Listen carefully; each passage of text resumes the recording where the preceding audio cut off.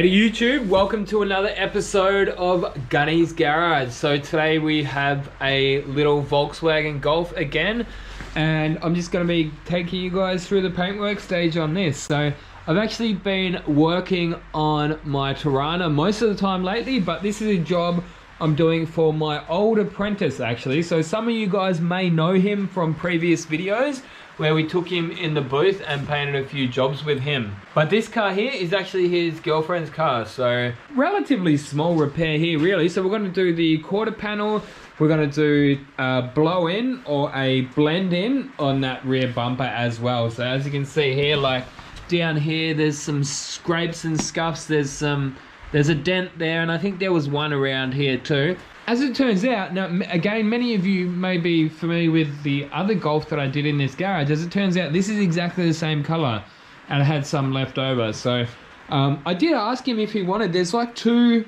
little dings up here as well. I said, look, if I fix them, I'm more than happy to fix them for you. The color's gonna go edge to edge. So I said, what would you rather? I'll do the dents for free if you like, but we're gonna lose the blend. And he said, don't worry about them. His girlfriend didn't even know about them, so he said, just clear over them. It's not gonna matter. But what I decided to do on this job here is I started off by, well, as usual, cleaned the panel down, right? With the water cleaner, but a little bit different. So usually what I would do is do the repair and then throw some plastic over the car and then do the primer work. And then usually at work, I would rip that plastic off. But because I'm in here in my garage, the way I see it, like, you're not gonna get an ultra clean job out of it anyway. Like you're expecting to have to polish this job anyway. So what I thought I would do, clean the panels down first, Scotch Brite the edges, or I actually use those 1000 grit pad on the edges. So that's actually all sanded in the edges. It's pre-edge masked, ready for once the primer work and the repair is done, I'll just mask that out, orbital sand it, and we'll be right to start painting. So that's just something a little bit different that I did decide to do this time. It's a bit of a cold day today, so I've turned these infrared lights on. I can actually feel that. They've only been on for 5 minutes, but I can definitely feel that sort of raising the temperature in the garage here as well. So we're going to be doing another little freebie just over on this corner as well. I just told him we'll do that for free. Just a couple of little scuffs there. So yeah, I've got my blocks ready. I'm really pretty well kitted out now. I like to keep the PPS pots up there with that little door. That's what I put that up there just to keep the dust off them when I'm doing all my prep work and the like. But this here is all my sandpaper, so I'm very, very well kitted out for that. And as I said, luckily I already had some black left over from the previous Golf. I did spray it out, I did check it, it's pretty good. But yeah, so this is something that you guys may not have seen yet. I don't know if I have actually pointed it out yet. This is something that I actually made myself. Like, I knew what I wanted to do, but it's like a filter box that I made. So as you can see here, we've got the extraction fan up there. And this is something that I just found it on Hard Rubbish, right? And out of all things, it's a baby change table. That's what it was. And when I seen that, like, we were driving down to the, on the weekend, we were driving to the shopping center with my wife, and I'm like, I need that. I need that. My wife's like, what the hell are you doing throwing that in the back of the car? And I'm like, I need it, I need it. And it just ended up working out perfectly. So I'll actually do a specific video on this soon. So let's not get too sidetracked. About ready to paint there, guys. Just thought I'd give you guys another look at it. And it's taken about an hour and a half to get to this stage. So definitely making pretty good progress. I did UV filler through here, and then I did actually spray a little bit of UV primer over the top, but that was mainly just scrapes down there. That was a couple of little chips which I just filled in, and as I said before, we're just going to be doing a blend halfway through that rear bumper and polishing up the rest. I gave the blends a go with 600 grit on the orbital sander and then 1000 grit on the edges, and I had to do 2 fills on these 2 dents here. And then again, I put a little bit of UV primer over the top. So that's just about ready to start painting, guys. I've got the color in the gun. I just got to give it a tack rag down. I'm going to do a little bit of false edge masking through here, just so we don't have a hard edge on the top of that bumper there. As I said before, we're just going to blend in that bumper. There was a couple of little chips here which I filled in with the UV filler. I've got the heat lights on again just to preheat those panels for what it's worth. I did put some water down on the floor just to help with any dust. I've got the extraction fan up over there running. I did some UV filler here first. Now this wasn't so bad here. This was mainly just the scratches, but then I did put a little bit of UV primer over the top of that as well. Nice and fast procedure. But here I had to fill these up twice because they were a little bit deeper, and I wasn't quite happy with it the first time. But again, I put some UV primer over the top of both of those, and I blocked them down together, and it's actually feeling nice and straight now. So I'm pretty happy with how this job is coming along now.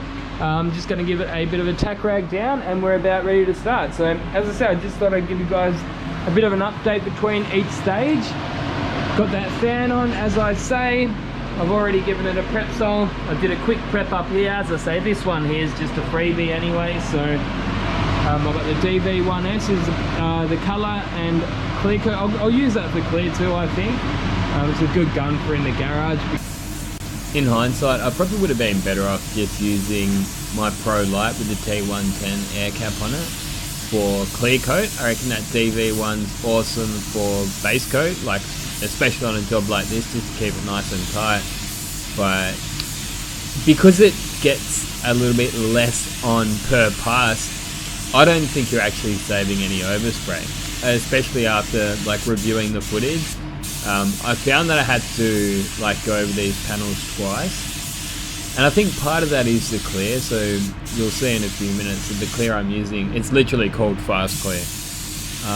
You know, it's a cheaper clear, but it does go off quite fast. So I was finding myself having to give it like a double header each coat. So technically it got 4 coats on it because each coat was like a double coat.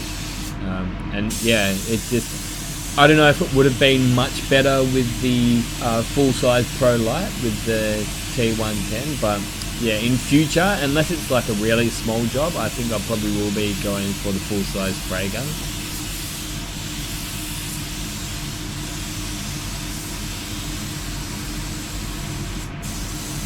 So all I did for the, as you can see there, it's a bit squishy in the garage. But all I did for the blend, the clear blend, was just tip most of the clear out of the gun, and then just put a little bit of reducer in there, and puff a little bit of reducer over that blend. Buffed it up the next day, and it came out quite good. So as you can see here, like straight off the gun, it's actually looking pretty good. But if you hang around till a minute or so, you'll see that sort of, yeah, overnight we had like some stuff land in it, but it's all good. So this is it after it curing up overnight, and I did give it another little bit of a bake, so it should be nice to polish up tonight. As you can see there, we just kept that color low.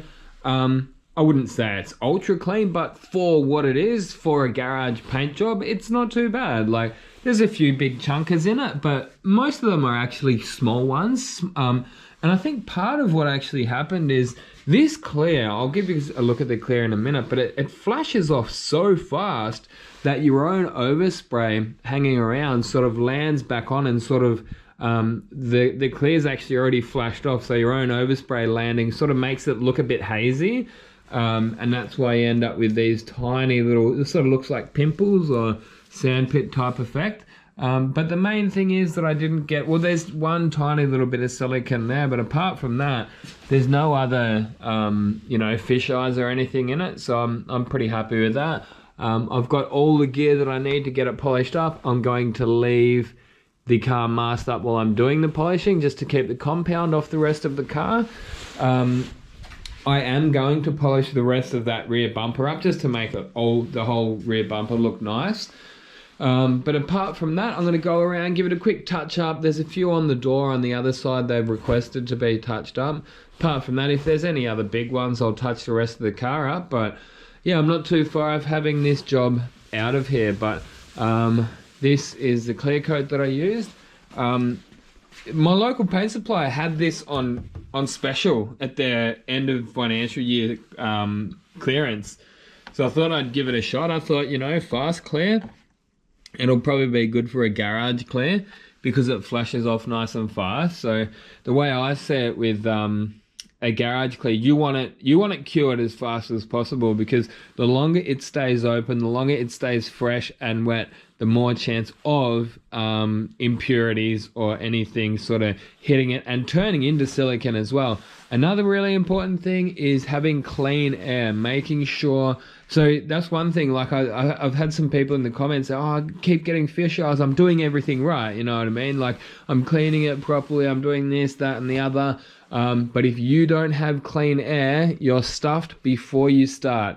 So I'm actually going to be doing a separate video on this, but Steel Camel have sent me out another one of these. I've actually already got one, but they sent out a bigger one. So they actually sent out a few things that will actually help me demonstrate how their filters work. So I think they've got some kind of a powder in there, and they say to like, they've given me a few little cups there that we can just like put a little bit of their powder in and then fill it up with water, and you'll be able to see how well it sort of absorbs the moisture. But yeah, like having a good filter like this is really important. Apart from that, this was the ventilation or the extraction there. It wasn't doing that well. So today I did actually have a peel back of that and have a look. And I was running this as a pre-filter, and you can see all that clear coat. That's clear coat that's sort of like clogged up and blocked up in there. And I reckon that's a big part of the reason why I wasn't getting much flow through there. But that's a carbon, like you can see there, it's like, that's all like clear. You can see that's all the clear. But yes, I've been mindful of not overdoing it with the fumes for the neighbors. So I've actually got another really big filter out the back. It's actually designed for like hydroponic setups. So, but it is massive. It stands about this tall. It's like a meter. It's a big canister. Like, I think it's got a 30 or 300 mil spigot, 30 centimeter spigot on it. So it's actually exactly the same size as this hose, but then it's like a meter high cylinder.